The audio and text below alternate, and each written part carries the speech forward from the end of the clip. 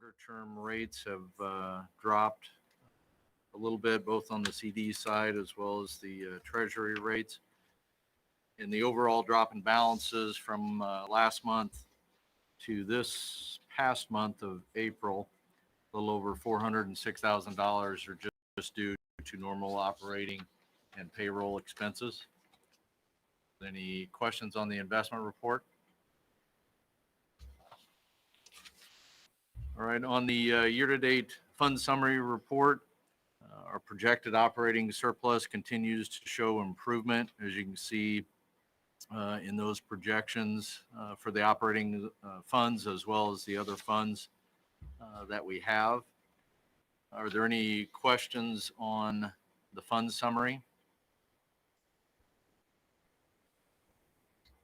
Still the same, a little less expenses, a little more. As right? Yeah, as we get closer to the end of the fiscal year, obviously the projections will continue to show improvement on that surplus side of things.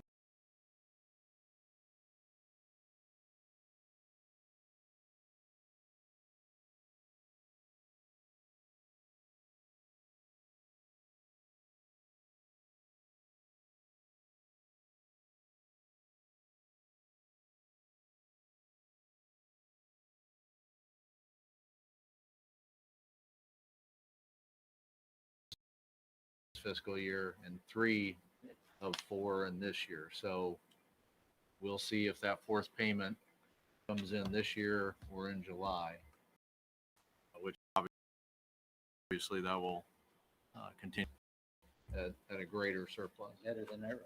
Right.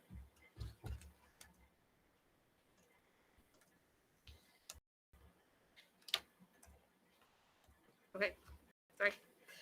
And approval of bills. Any questions over those?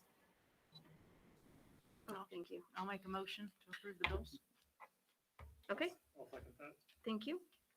Call the roll, please. Mr. File, Yes. Mr. Hannah, Yes. Dr. Magulius, yes. Mrs. Reynolds, Yes. Mrs. Johnson, Yes. Mr. Gade, Mr. Jewell. Yes. And the presentation of the amended budget for fiscal year 21. I had left at your place tonight a copy of what was already on the electronic board packet. And that first page shows you what our current budgeted numbers are on the left side of that chart. And the right side is the amended budget numbers. So you can see in the operating budget itself, our FY21 original budget showed a deficit of $856,000. The amended budget still shows a deficit of $159,747, but keep in mind in that budgeted number is $140,000 of contingencies, whereas my projections that I just showed you do not include that $140,000. So that's why there's that difference. The reason why we have to look at amending a budget in a given fiscal year is any time that a fund is going to be approximately 10% more than what was originally budgeted. Legally, we are required to amend that budget for that given school year or fiscal year. So that's why we need to amend that budget this year. The main reasons for that, there are different reasons in each of those funds, but primarily, as Mr. Cox had given you some of that information in your board packet, a lot of that stems from the ESSER funding that was not originally budgeted, as well as some categorical money on the special ed side of things, reimbursement-wise, that we received that we did not budget for as well on the revenue side. The biggest change in the ed fund obviously is in the summer seamless food service program compared to what we originally budget. So that's why that revenue be adjusted. And on the expense side of that as well, on the food service side of things, that expense number also had to be increased to coincide with some of those changes. The second page of what I handed out tonight, I'll discuss that a little bit more when the building committee report is discussed. That more correlates to, some of the projects and that going forward. And I'll, like I say, I'll get into that when the building committee discusses their report. So any questions on the amended budget? That'll formally be approved before the regularly scheduled June meeting. It has to be on display 30 days prior. So it is on display at the district office. And, if any of you want to see what individual changes were made besides that summary page, I can provide that to you. Thank you.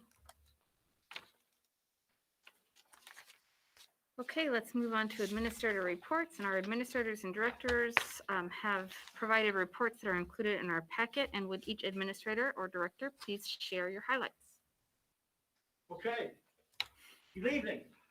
Kathy Elementary, been having lots of fun. I'm not saying that because it's elementary, it is fun, but we've been doing a lot of fun things. We had 2 outdoor assemblies, one with the volleyball girls, the other with the band. Came the other day and played several songs. Kids had a blast outside with that. 3rd grade did their egg drop, their STEM egg drops. They were still able to participate in that. They had a lot of fun creating things to make sure their egg didn't drop and break. They had a lot of fun doing that outside. 2nd grade did their Western Day. 1st grade is participating in Field Day with Mr. Jett. Bunch of cardio activities and just to do at the end of the year, some fun things they've been doing all year to prepare for it. And then our kindergartens had their trip to Hawaii, their Hawaiian luau and things like that. So having their flight to Hawaii, had fun doing that. And pre-K this week for the last week is doing crazy days. So today was crazy hair day. I finally got mine ready for the board meeting. And then tomorrow's crazy hat day, and they have something fun every day after that. So a lot of fun this week at RES and a great month at the elementary school. Thank you. That Hawaiian luau really makes an impression on the kids. Preston got a kitten right after kindergarten. They named it Hula. Aw. She's still with us. Awesome. Intermediate, yep. So at the intermediate school, it's similar. We're doing a lot of fun activities. The band also came, the high school band, to show our 4th graders what the instruments were. It was awesome to see our grown-up high schoolers showing the kids trombones and baritones and all the things they'll get to try out. Our band 4th graders, they'll get to try instruments on the 21st. So we're excited about that. We're having a Riz Olympic event this week with like minute to win it challenges. Kids are very excited about that. On Friday, we're having snow cones from the Ice Deli with all the kids and a final awards ceremony and Olympic ending. And then I just found out today, the kids don't know it yet, so I won't announce their names so they find out first. We had 2 5th graders who submitted posters to Tar Wars, which is a competition we do every year through the Illinois Academy Family Physicians program. And we had 2 kids who won. So they're going to each get gift cards, and then they also donated $250 to our school for the science program. Cool. So that will be exciting. We'll put information about those kids later. Awesome. Thank you. So we are finishing up with our athletics this week. Our track teams, both boys and girls, had really nice showings at sectionals this week, so we're proud of all their hard work. Friday, we are kicking off our last day of in-person attendance with our student celebrations in the morning with their learning labs. So we'll recognize our 7th graders for their achievements, and then we'll do that for our 8th graders as well in those learning labs. For 8th grade, we're going to push out the presentation that we use to the parents so they can enjoy that as well. And then our teachers all have special activities planned through the day to go along with what they're doing. For example, 7th grade English language arts, they're going to have a rumble because they just finished The Outsiders. So something a little more fun. And we're super excited about the Jumpstart program that I mentioned last time. Those plans are really coming together and solidifying, and we're really excited about the opportunity that that presents us. Thank you. So we've pulled off, since the last board meeting, we've pulled off Awards Day, NHS, German and Spanish NHS, Senior Awards Day, and most importantly for the kids, we pulled off prom. The weather was beautiful, and the sponsors did such a wonderful job. I really think the kids had a good time, and it actually may have been one of the first times they all felt kind of normal this year. So I think that was really really good. So now we're just keeping our fingers crossed as graduation comes. So it's very fluid. Right now, we're planning on that 7 o'clock on the 30th and with the Monday rain date, but we'll just see. If we're sitting in a little light rain, we may just have to sit in a little light rain. So we shall see that. I did want to let you guys know, if I didn't know if you knew, so 3 years ago, Mark Butcher retired when he retired with Don Woolers. And Mark graciously has stayed around to teach our Physics 2 class for the last 3 years. But this will be it. So he's basically going out for the second time. So I just wanted to let you guys know that. I'll believe it when I see it. Yeah, well, yeah. So Is he speaking at the awards thing? no, we already have the awards. Well, that is something too. So you guys know, I know Amy was at the senior awards, so we didn't have a senior breakfast. We actually sat all the seniors up on the stage and we had them come up and get their award and go through with 2 parents. At the awards day, where we usually invite all the students down, we actually broadcast it to the classrooms and the teachers showed it. And all the kids came to the auditorium that got their awards and got to come across and get it and then go out and then go back to their room and watch the rest of it. So it was a little different, but it was still the same. And you should announce how much in scholarships. Oh yeah, we only had 70 seniors that participated, which usually I would say we usually get about 100 that do senior breakfast. We had 70, and of the 70 that were there was over $4 million in scholarships that were offered to our kids.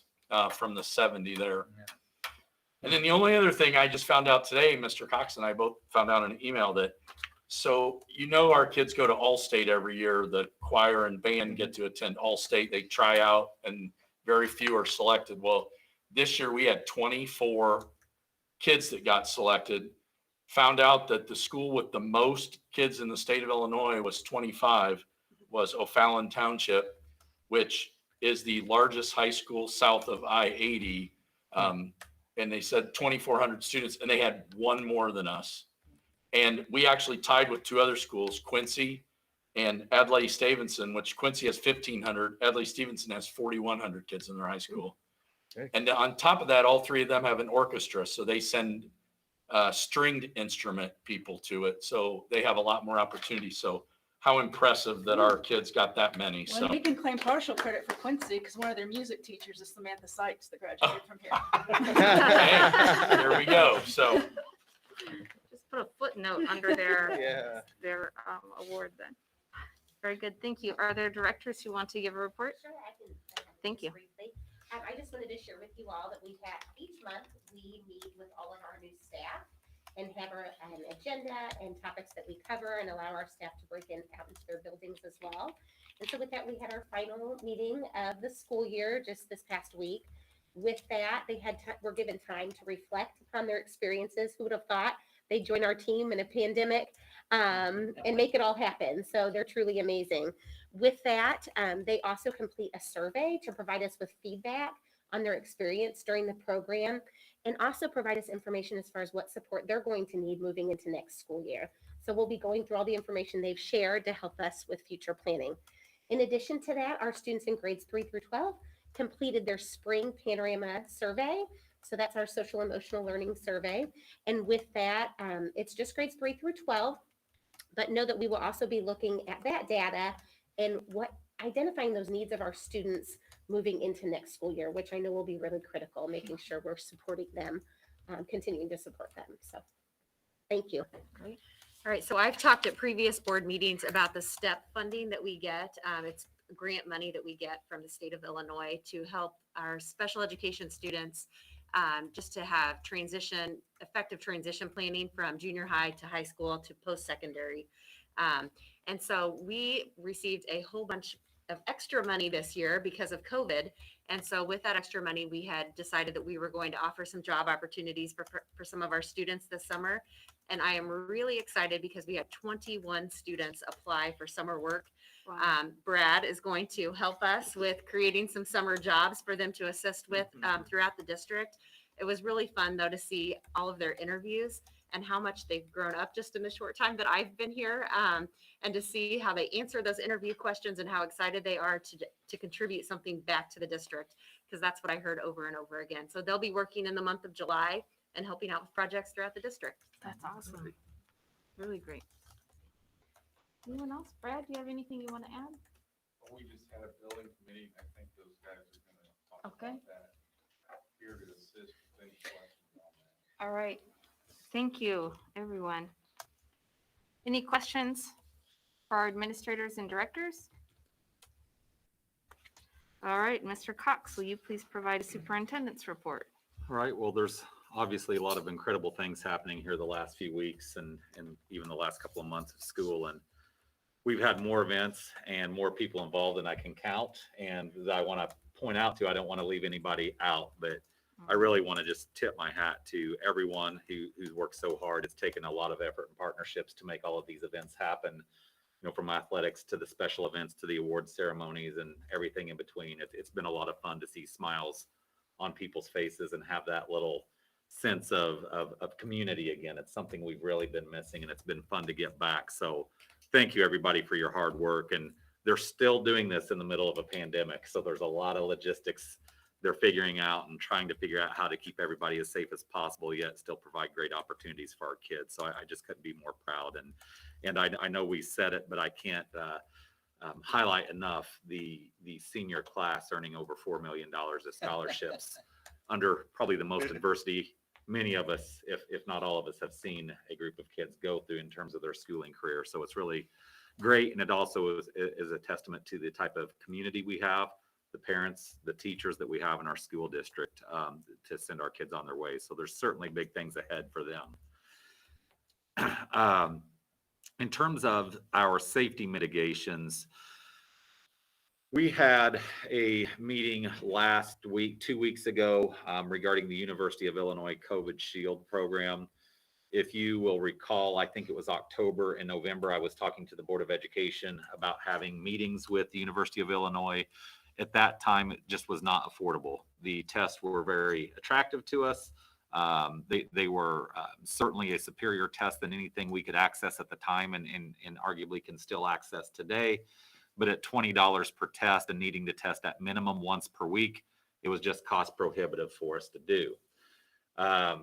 There was news sent out to school districts a little less than a month ago that through a grant, the State Board of Education is able to provide the COVID Shield testing to all Tier 1 and Tier 2 school districts free of charge. We had a webinar, a statewide webinar. Rochester is a Tier 2 district, so we do qualify. We had a statewide webinar a couple of weeks ago where we received initial information.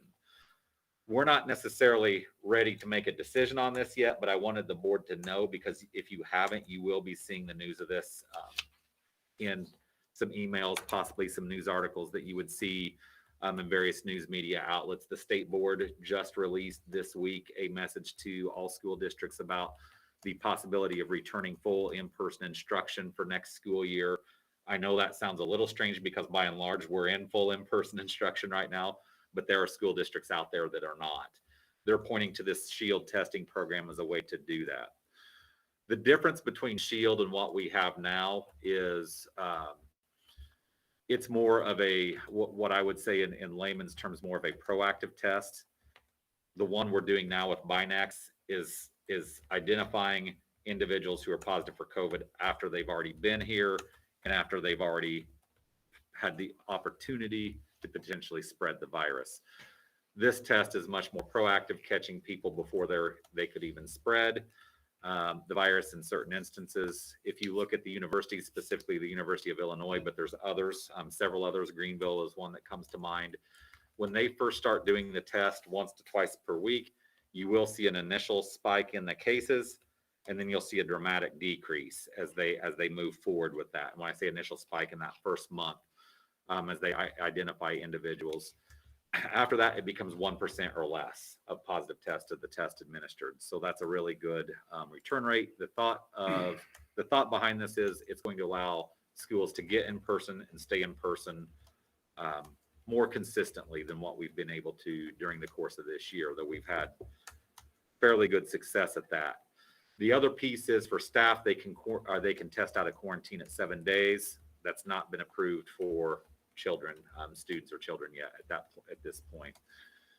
we need to gain some more information. We've submitted an inquiry to get further information about it. It's possible that we could do a test or a pilot program this summer.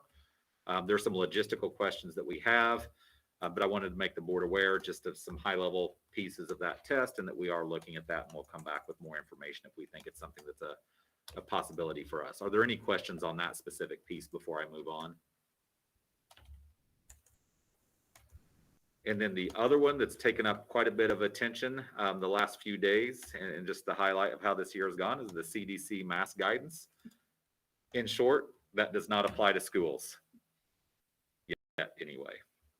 Any questions on that one? We've got a lot of questions on that one the last few days, as you can imagine. So, of course, it did come out that it's possible that certain individuals may not. And then on Friday, the CDC said this does not apply to schools. And so we're just kind of sitting back, and for the time being, we're going to stay the course until we get more solid information on masks. But as it stands today, it's still required in school systems. Do you feel that if the CDC or anybody comes out and says that, so vaccinated kids cannot wear a mask and unvaccinated kids would wear a mask, is there any likelihood that that is something that the school would entertain? Well, we would first have to have the local health department's going to be the ultimate authority on that. Sangamon County, right? Yes, they would be the ultimate authority. If we had the ability, yes, we would entertain that. But again, it would depend on a lot of factors, including our own wellness rates. But we're going to follow the guidance. If they gave us the guidance where we could loosen restrictions on masks, we would certainly do that. Okay. Or at least discuss it. But right now, I'm feeling that we'll probably be under, at least to close this school year, because it's just a few weeks left. I don't see that changing, but a lot can change over the course of the summer. Which I forgot. I'm glad you asked that question, because I forgot at the beginning for some celebrations. We did have our vaccination clinic today on site, and we had approximately 220 individuals vaccinated today, including several students. So that's a great step in the right direction for us to get to that level where we can loosen some of those restrictions. We hopefully our community will as well. Is the faculty number? I know there was pretty high bar already been set, but has there been additional folks who've been able to take advantage of that? Yes, certainly. I'll have to look. It was probably the certified staff. It was well over. It was in the mid 80 percentile, 83 to 85 percentile. I don't remember as a whole what that was, but I can get that information and include that in a future report. But we are one of the higher staffs, at least in the immediate area, of getting that done. So we're really proud of that too. And that just points to the opportunities. Our nursing team has been, for the lack of a better word, relentless at looking for open tests, open sites, getting them here.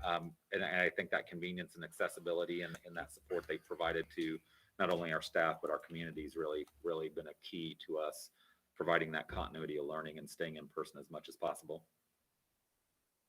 Which one did they use? Which injection did they use? Well, for our students, it was Pfizer. I think there was Johnson & Johnson available if people requested it, but I don't know that. That was the initial. It was available? Yes. Okay, so Johnson & Johnson was on site. So for those that wanted a one shot, they could do it. But that's for students, for our students, Pfizer, those are the only options for them. Moderna's not been approved for people under 18. Right. I just didn't know about the second shot ones.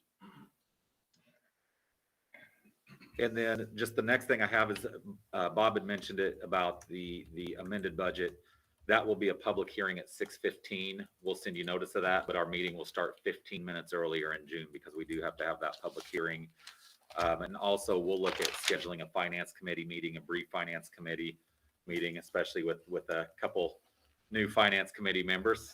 Welcome to the fray on that. So we'll start getting you schooled up on the general principles of school finance for board members, but it'll be a good opportunity to look at that. And also this will be transferred, Bob's numbers that he provided tonight, the balcony level numbers, as I like to call them, they'll be transferred to the state budget form. So that will be posted and available for inspection in your board packets as well next month. But it's a pretty comprehensive document because it includes every line item in the district. So we'll still make sure we have the highlights of that that's really included on this. And then last but not least, want to highlight, we also had the Fine Arts Night at the end of the week last week, and we ordered up good weather again. So whoever's doing that, we need them to continue to do so. But it was really a great night and a lot of good things, a lot of talent on display. And the news we received today was just phenomenal. It really points to the well-rounded programs we have. So with that, I'll entertain any other questions or we can move forward. Okay, thank you. All right, moving on to old business, we have Board of Education committee reports, and for the building committee, will those committee members please provide an update on your work this month? I will speak to that if you don't mind, Dennis. We got a good one to start with. Yeah, so we met last week with Dennis and I met with CTS and went through their plan. I don't know if all of you have the sheet in front of you here. This is their kind of their 5-year layout that I think everyone saw their spiel when they did that initially. Most everybody was in line with that meeting. So what it boils down to and what we've kind of all decided at that meeting was to start with a smaller project, keep it within the performance guidelines, and break it out into kind of 4 parts. And each of those parts, the first part would be lighting, replacing all of our old outdated lighting with LED lights. That would be, I think initially, correct me if I'm wrong, Dan, the first phase of that would be the Rochester senior high and junior high. And and then the rest of the schools, the elementary school and the early childhood school would be in later years. So we would phase those over 3 years. That's the first part. The second part is the commissioning of the controls in all the buildings. So that would take place where CTS would walk through each function of every HVAC control and system, making sure that everything if it's not functioning properly, make it functioning properly as best they can. At that time, provide a report after that with any items that would need to be corrected that they cannot correct during the initial commissioning. So I think one of the things that Heavy really wanted to make sure of is getting something done right away, start to see the progress on that. So he doesn't get griped at every day. So third part of that is after that commissioning is a report comes out from CTS and outlines different things that they feel need to be completed in order for the building's HVAC systems to function properly. And most of those items are going to be items that'll probably have a decent amount of cost to them and time, just because they're older systems and need to be brought up to speed. And then the fourth item, I believe, is the EC1 replace 2 boilers.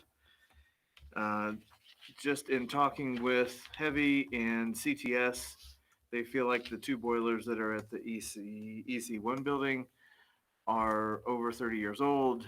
And one of the things that we brought up was, well, we don't want them to just fail all of a sudden in the middle of February. Dennis, you also brought up maybe figuring out a way if CTS or somebody else can provide us with a testing of that system to see how well it's doing. I think the board would probably be on board with trying to figure out if that needs to be done this winter, prior to this winter, or can it wait till maybe the next winter or over the summer or next summer. So I think that's really about it.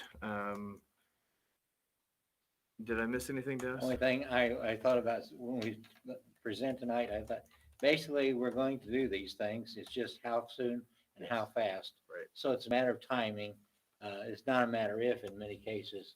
It's just about, we just need to do several of these things, and it's how fast, and probably the financing is probably the valve that lets us go or not go. Right. But we have a great list or a great start with what we just heard and what Todd and I heard. And so if we take off on that path, I think we'll be going the right direction. It's just how far can we go and how fast can we get there? And all of these items are what we consider low-hanging fruit as far as energy, saving energy and making sure that, whatever we're doing is bettering the district's buildings and facilities. The lighting things are more important than many people think. I think Mhm.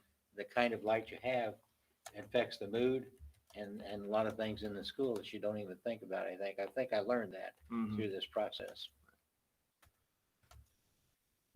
Anything else, Dan?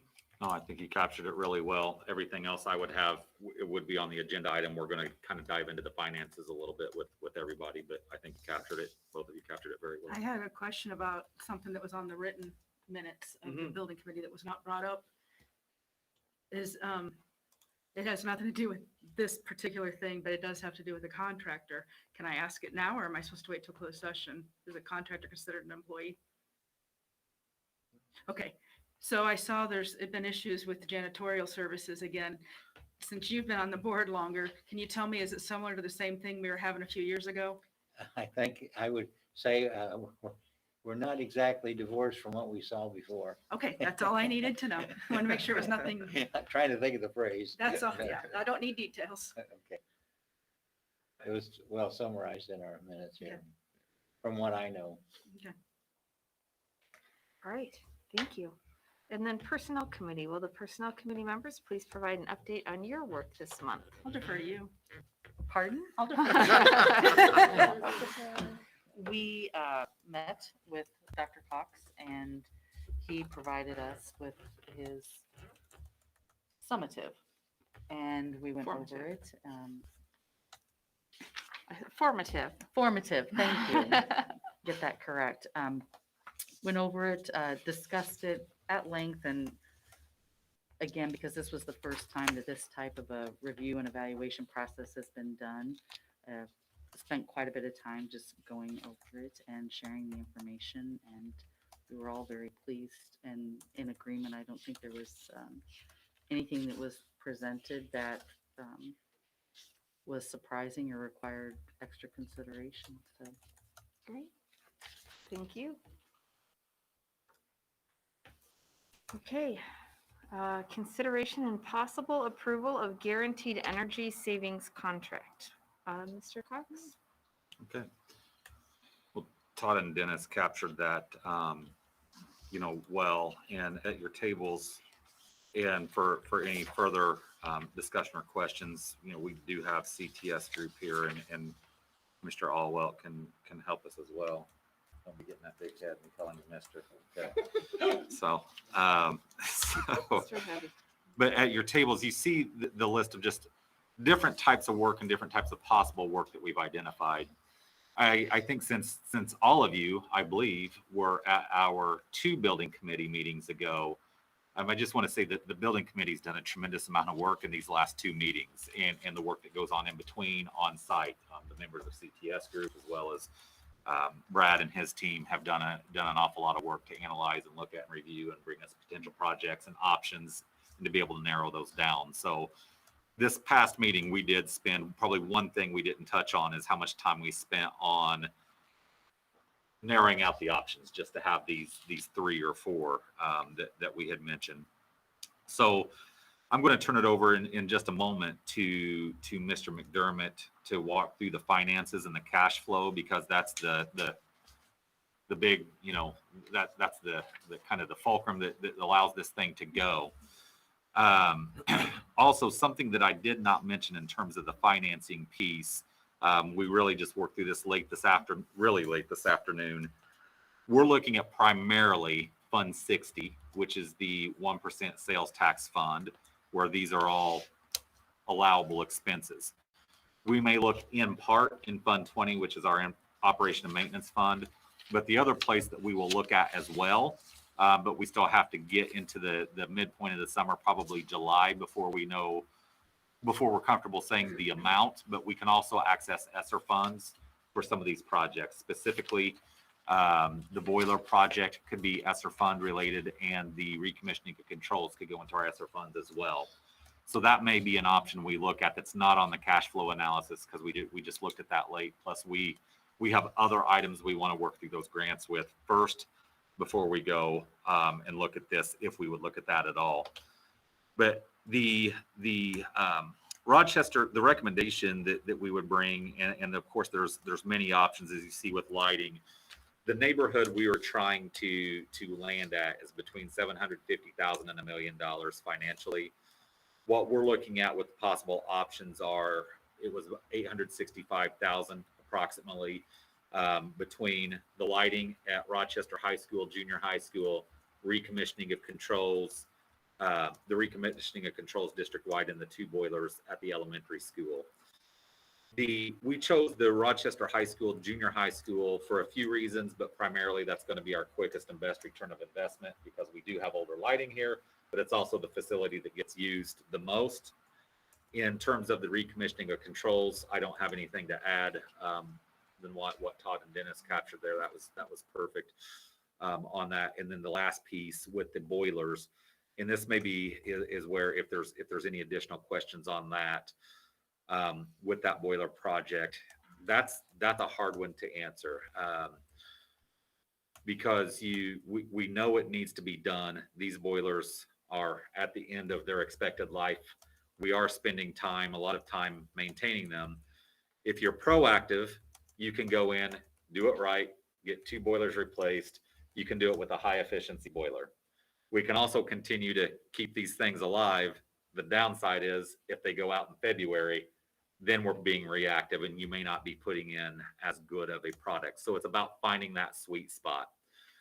As we've been going through this process, that's one of the things we've been asking CTS Group, Henson Robinson, other people that we work with. Those are the boilers that have been identified. The others that we have that maybe are older, we still feel like we have some years. These are the ones that are potentially we're concerned about. I feel stronger, especially looking at the possibility of accessing some grant dollars to offset that cost. I feel stronger about that than I did maybe a few weeks ago from a way to finance that. And I'll just turn that to Bob from the financing perspective, and then we can open that up for questions.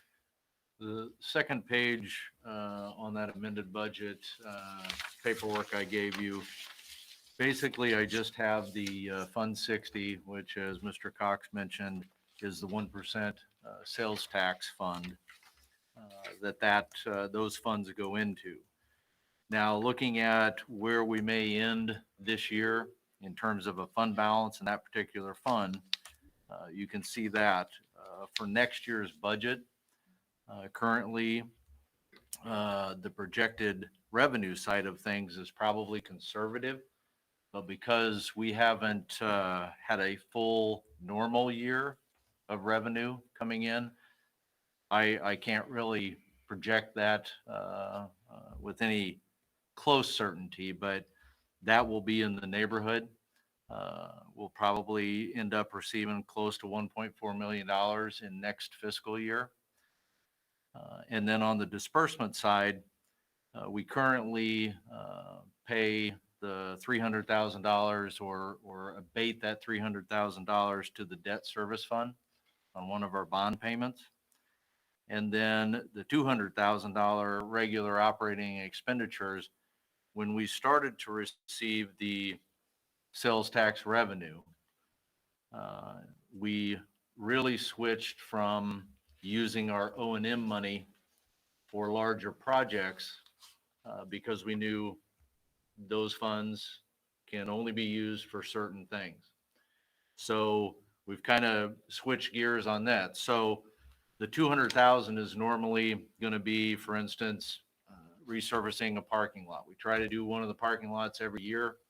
And Brad can probably touch on this too, but that's going to be anywhere between probably $60,000 and $80,000 a parking lot.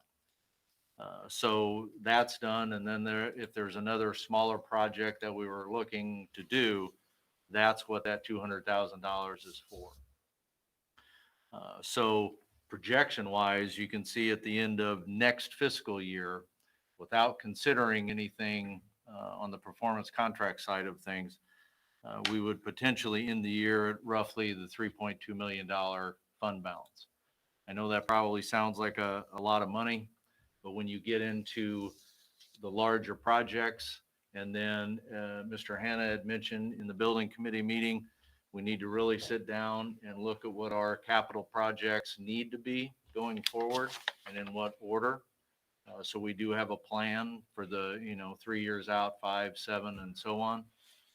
So that really comes into play, when Mr. Cox and I looked at, okay, we'd like to stay in the $750 to $1 million range in terms of an expense initially, because we don't know what that next larger project is. I know we have the lighting and that for each of the buildings in there, and that's our main focus, but we also have other needs that are going to have to be in that long range plan. So fund balance wise in Fund 60, you can see what that's projected at. In the O&M fund, a little different story there. On a given year, we'll take in $1.7 to $1.8 million and we'll spend about the same. So our fund balance in that fund usually hovers around that $800,000 range. And that's really, in case of an emergency type, repair or something else goes out that we weren't planning on. So really cash flow wise, that's it on those two funds that really relate to the performance contracting side of things.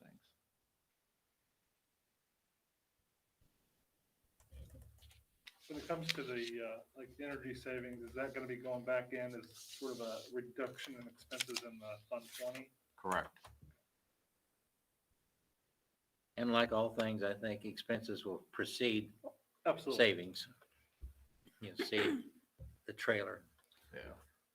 On these type of projects, the lighting you will see, of course, is we've learned that we'll get the quickest or one of the better paybacks on that lighting with that. And ultimately, your goal is the more you're able to fund your operation and maintenance fund from the levy specifically for that fund and not have to put any of your evidence-based funding state dollars in that, the more you benefit on the education fund side. If we start to get upside down in the operation and maintenance fund, then you're offsetting that with dollars that you could be using in the education fund. Now, again, we have this opportunity with Fund 60 and the sales tax to what I would call defer some of those costs over there. That's why Bob had mentioned the 200,000, but we're still learning that fund too. This is just year 2 of the sales tax fund, and it takes a little bit of time just to see what your revenue and receipts are. And ultimately, and we haven't made this decision as a board yet, because it's still early in the process, but ultimately we have to determine what type of minimum fund balance does the board want to keep in that fund. I would say we're not there yet in that minimum fund balance, but we may be getting close. In regards to the other expenses, we see the energy savings and that sort of thing. Obviously, there's a lot of costs that go into this lighting. If once something goes out, a ballast goes out, manpower and the replacement cost. Has there been any sort of estimate from either CTS or just internally as to what sort of expenses? I'm sure it's not a super large number. So are you referring to replacement of ballast?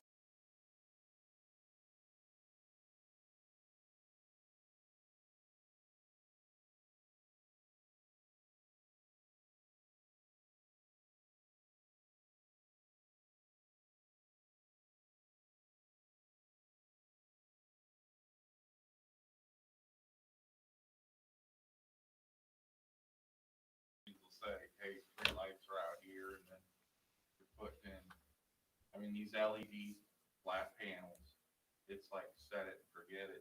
We haven't really had much problems with that at all. And any of the ones we had, they're easily returned and changed out. Really easy to work with. Taking those ballasts out of the picture is huge.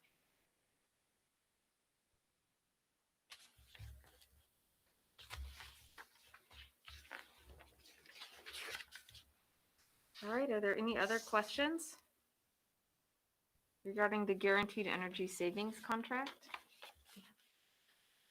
So Moving forward with each of these items, I think, in just before. what's your recommendation? Yeah. Yeah, Christie calls for the motion. The lighting and the retro commissioning, I believe, I'm comfortable recommending the boilers, but we need, if there's any questions, this is the time. Yeah. Because I can call for a motion to approve that CTS group do the lighting, the retro commissioning of controls, and the boilers at RES. After successful review of the contract, pending that, we're still waiting on the last steps there because our building committee did just meet last Thursday. So there's a couple steps there to finish, but Not to really throw a wrench, but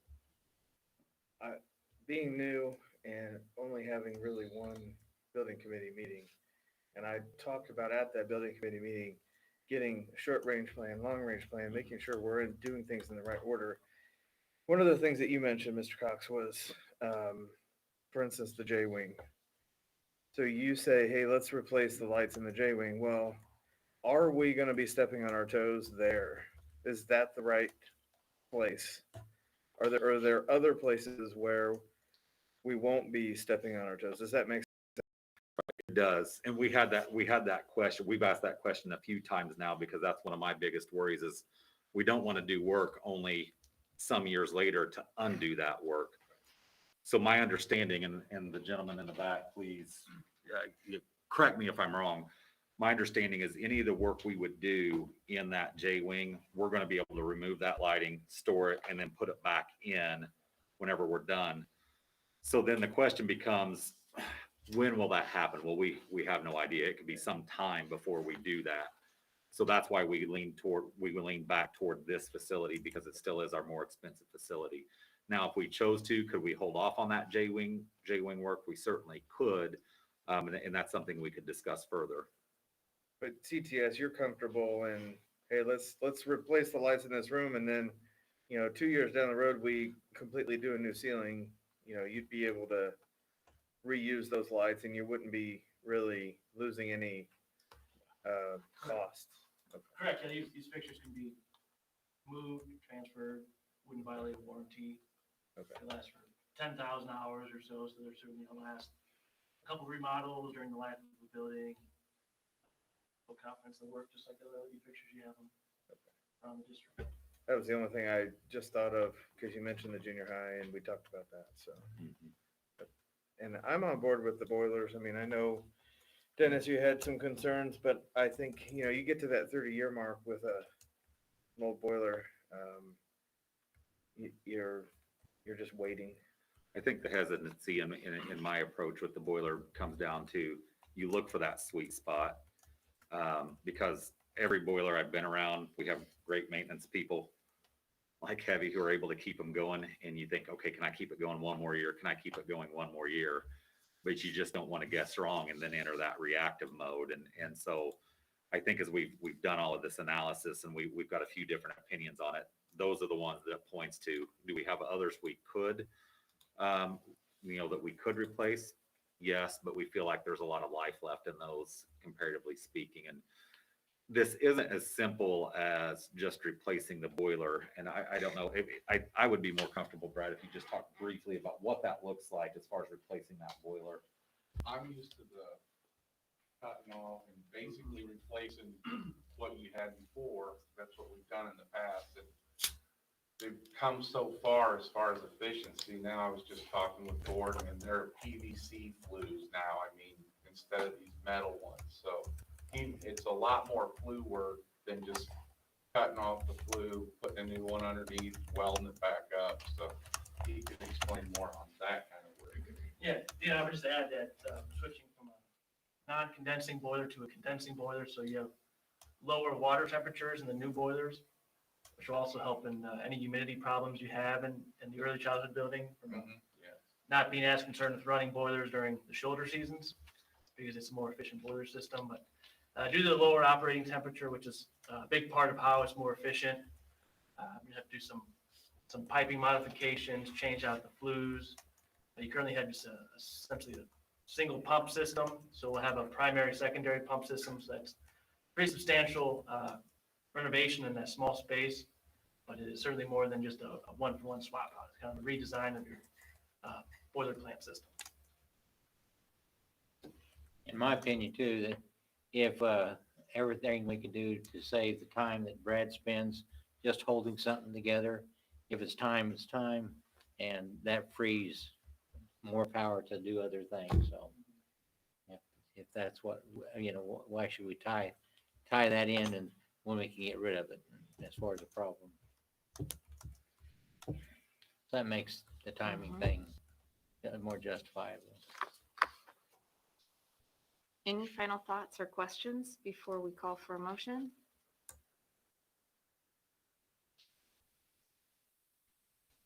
So it seems from the discussion here, we're going to look at lighting, retro commissioning of controls, and boilers at RES.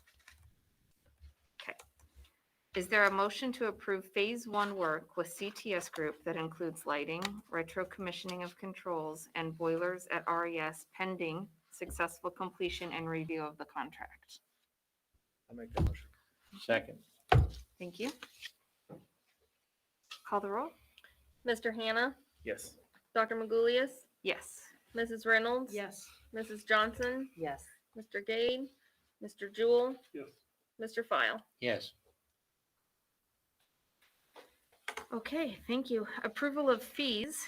Next on our agenda, this is the second reading of the fee schedule for the 21-22 school year.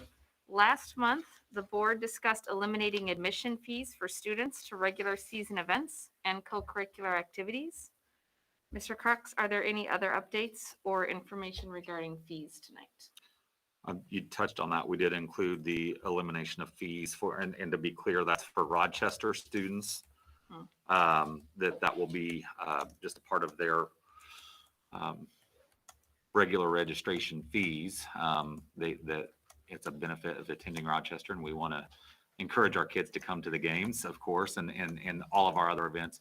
Same thing for like the fine arts nights that are $1 charge.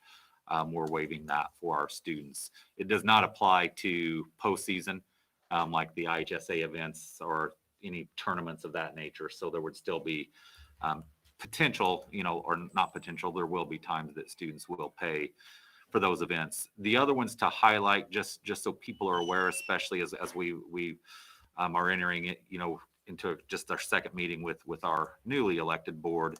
The College Now fee that the district has helped offset the cost for, or pay the substantial majority of the costs for, that goes back to the families. Families will be billed directly by Lincoln Land, so that takes us out of the middle, which is nice. Lincoln Land's been working with us on that. There will be opportunities for students that meet the free and reduced criteria, that the district will still provide some assistance. We do not want that to be a barrier from students to be able to take those college courses. So that is in there. And then lastly is our technology fee. Now that we do have devices district-wide, we will be applying that technology fee K-12. Those are the big changes. Everything else is pretty incremental. Did I miss anything, Bob? No, that's all. Any questions regarding fees for 2021 and 2022 academic year?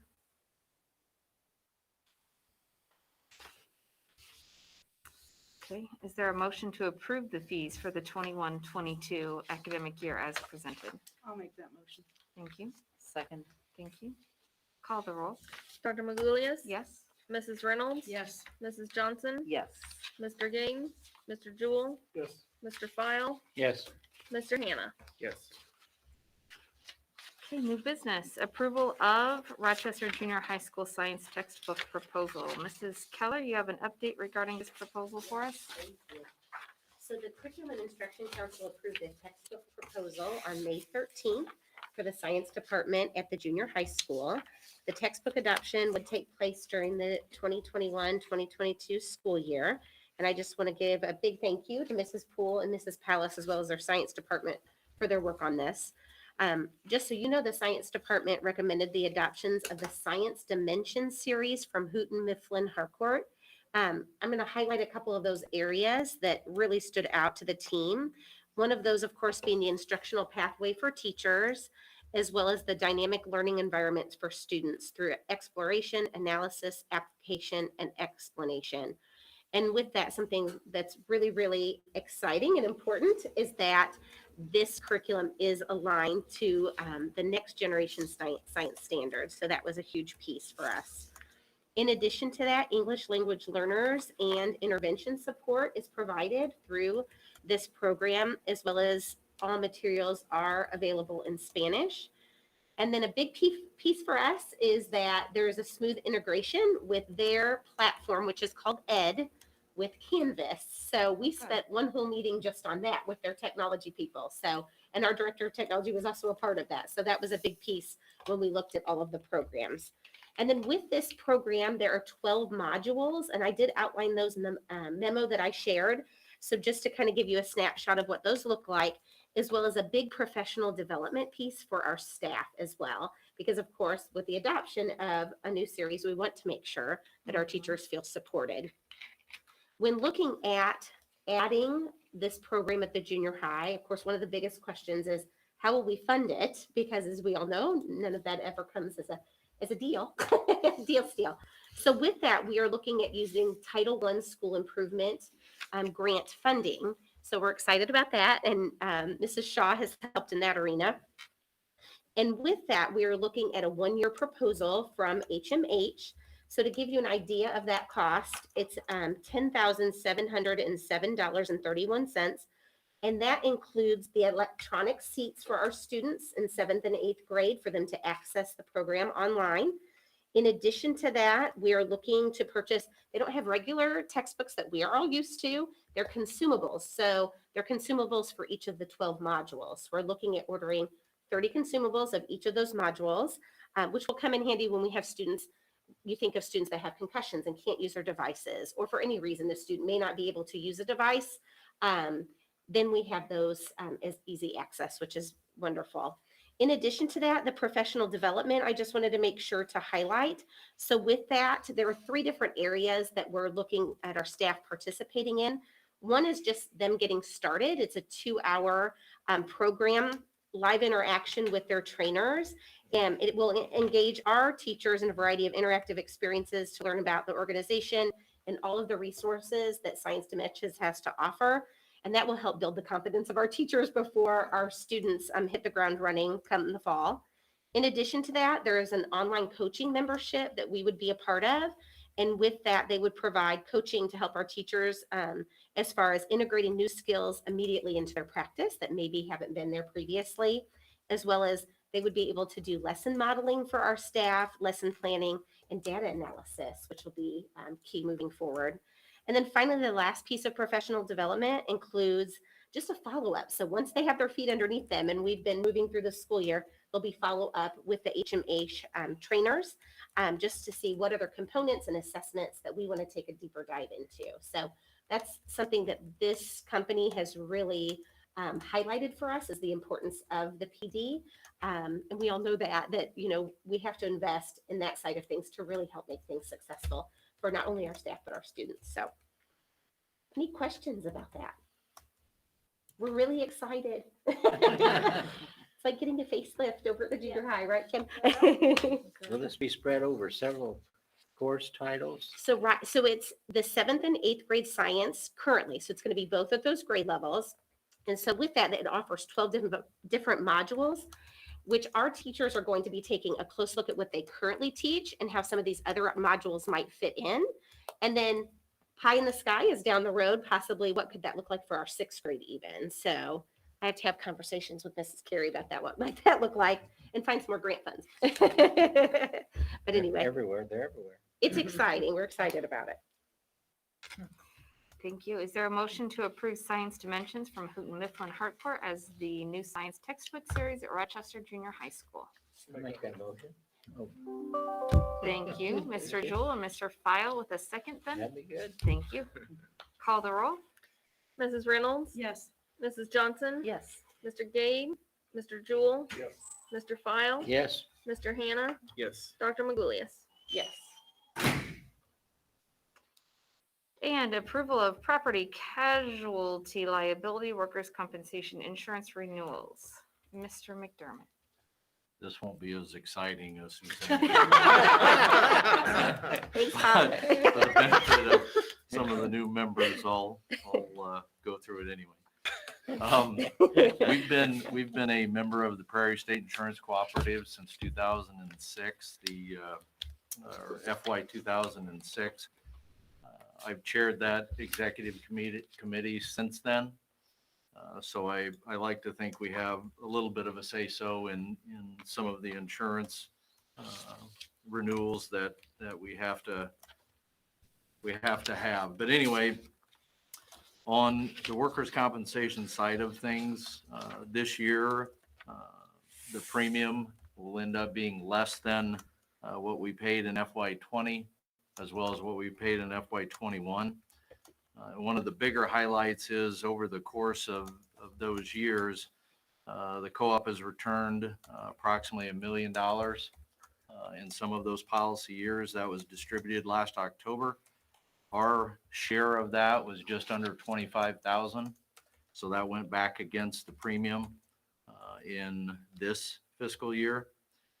And on the property casualty side of things, that not so much. I mean, everyone knows, hurricanes, tornadoes, all the natural disaster seems to have happened here in the last couple of years, have contributed to the increase in the cost of that particular type of coverage. But also one of the highest increases this year in our coverage is the cyber liability, because there have been quite a few school districts that have been hacked and held ransom to some of their information. So that is really the bigger part of the increase in cost this year. And then also we have returned over the last 3 years, I think a little over $1.2 million to members. And our share of that was approximately $18,000 in return of premium. So with this group, obviously we have bigger buying power. So that's why we get better rates, as opposed to if we went out on our own. We would only be looking at our assets and our payrolls alone. But on the workers' compensation side of things in our group, I believe there's 172 school districts in the state that belong to our co-op. And we have over $823 million in payrolls. So that helps get us a little better rate in the market. On the property side of things, that coverage obviously includes liability, casualty, and property. And for our members in that particular program, I believe we have 209 member districts in the state with over $8 billion in insured assets. So that helps drive down the overall premium cost for the whole group. So with that buying power, obviously it's much better to go that route than if you went out on your own as an individual school district. So on the last page of what you have in your electronic packet shows the overall costs. So for this particular school year we're in, our cost for both those coverages was just under $322,000. For FY22, the overall cost will go to a little over $357,000, which is an 11% increase in overall program cost.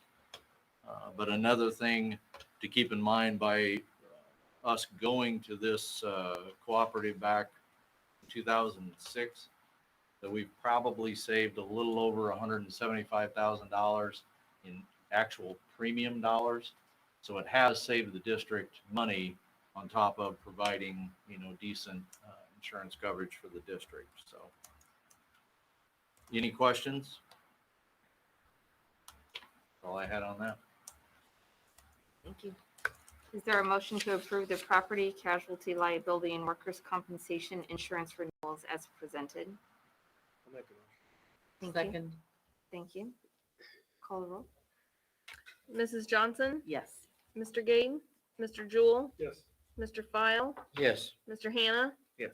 Dr. Magoulias, Yes. Mrs. Reynolds. Yes. And we'll move on to miscellaneous. I have two quick things. Oh, and they are just thank you cards. We, from the board, sent a gift to everyone for Teacher Appreciation Week. Little cake pops, courtesy of one of the parents in our community that makes those. And this is from Lisa Wyckoff. And she said, "Dear school board members, thank you for the delicious and decadent dessert and gratitude during Teacher Appreciation Week. Thank you also for the hard work and commitment you poured into making this year less wacky and as safe and conducive as possible." And then another one from Kaylee Gustafson, who said, "Your school board members, thank you very much for the awesome treat this week. The staff might need to invest in workout apps. With all of the food we have been enjoying, every calorie has been worth it, though. I hope everyone has a great rest of the school year. Sincerely, Kaylee."